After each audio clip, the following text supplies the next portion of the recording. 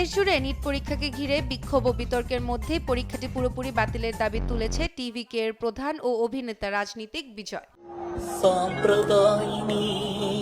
বিজয়ের দাবি এখন আর শুধু পরীক্ষার অনিয়ম সংশোধনের প্রশ্ন নয়, নিট ব্যবস্থায় বাতিল করতে হবে।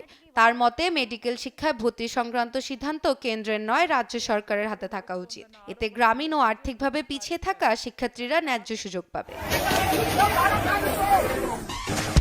নিট প্রশ্ন ফাঁস ও অনিয়ম অভিযোগ ঘিরে সারা দেশের শিক্ষার্থীদের আন্দোলনে তীব্র আকার নিয়েছে। বিক্ষোভকারীরা দোষীদের শাস্তি, শিক্ষা ব্যবস্থার সংস্কার এবং ক্ষতিগ্রস্ত পরীক্ষার্থীদের জন্য ন্যায় বিচারের দাবি জানাচ্ছেন। এই আন্দোলনে বিরোধী রাজনৈতিক দলগুলোরও সমর্থন মিলছে, ফলে বিষয়টি বড় রাজনৈতিক ইস্যুতে পরিণত হয়েছে। সম্প্রতি বিক্ষোভ বিরোধী নেতাদের আটক করার ঘটনারও কড়া ভাষায় সমালোচনা করেছে টিভিকে।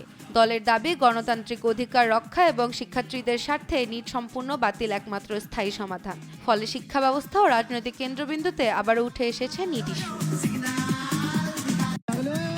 শ্রাবণী চন্দ্র, ডেইলি সান।